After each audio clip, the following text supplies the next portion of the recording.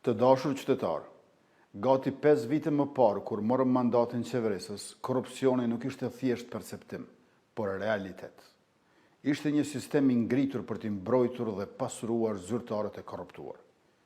Politikanët e korruptuar ju i larguat me votë, kurse ne çmontuam sistemin që i mbronte ata.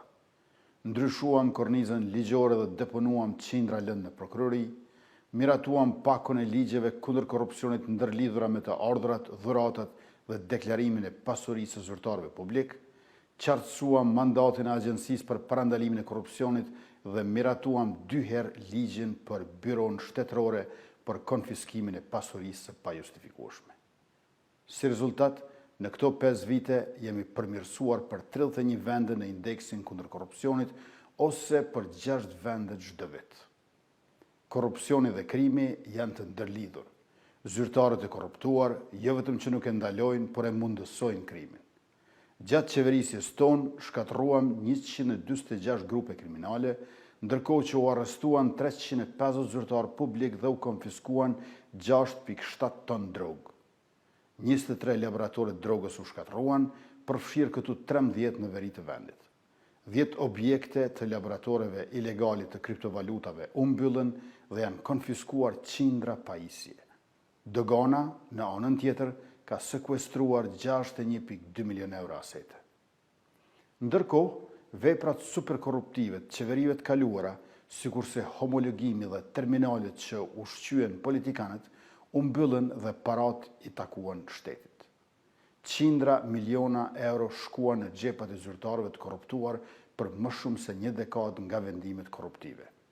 E kur ekonomisë i largohet korrupsioni dhe krimi, atëherë çlirohet potenciali dhe ekonomia rritet. Si rezultati i veprimeve tona, papunësia nga 26% ra në më pak se 11%. Ekonomia u ngrit nga 7 miliard në 12 miliard euro. Buxheti i shtetit u rrit nga 2,4 miliard në 4 miliard euro. Rritja mbi 70% e ekonomisë dhe për 2/3 të buxhetit shtetit brenda 5 viteve është tregues më i mirë i luftimit të korrupsionit.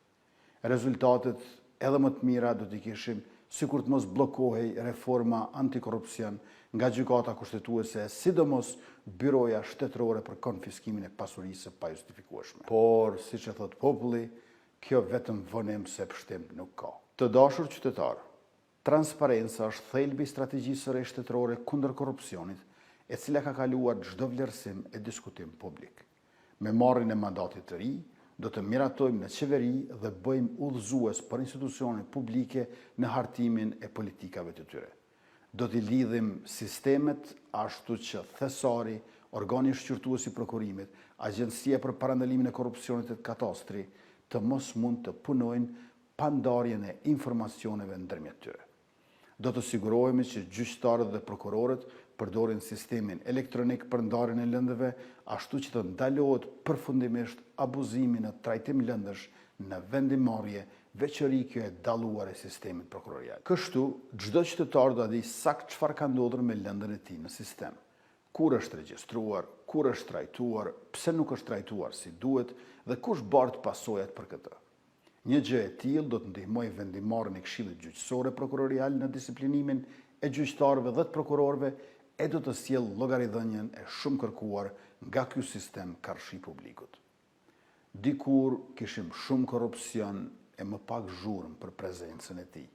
Ai nuk luftohej sepse shteti ishte i kapur. Sot, kur ekonomia e buxheti i shtetit është shtuar me miliarda, kur janë luftuar e larguar abuzuesit e homologimeve, asfaltimeve e terminaleve, duke kursyer qindra miliona, ka ngelur vetëm zhurma. E më të zhurmshmit janë ata që kanë humbur më së shumti. Por me qeverisje të mire transparente, nga taksat e qytetarëve duhet fitoj qytetari dhe të forcohet shteti. Për herë të parë fitojnë nënat e fëmijët, bujqet dhe fermerët, ushtria e policia, rendi dhe ligji. Të dashur qytetar, lufta kundër korrupsionit është detyre përditshme, një betim ndaj shoqërisë sonë dhe brezave që do të vijnë. Sot, në javën kundër korrupsionit, reafirmojmë angazhimin tonë për një shtet të drejtë, transparent dhe të përgjegjshëm. Një shtet ku ligji është më i fortë se interesi dhe vërteta më e rëndësishme se privilegji. Le të vazhdojmë së bashku me vendosmëri dhe integritet rrugën e reformave që bëjnë Kosovën më të drejtë, më të pastër dhe më të besueshme. Faleminderit.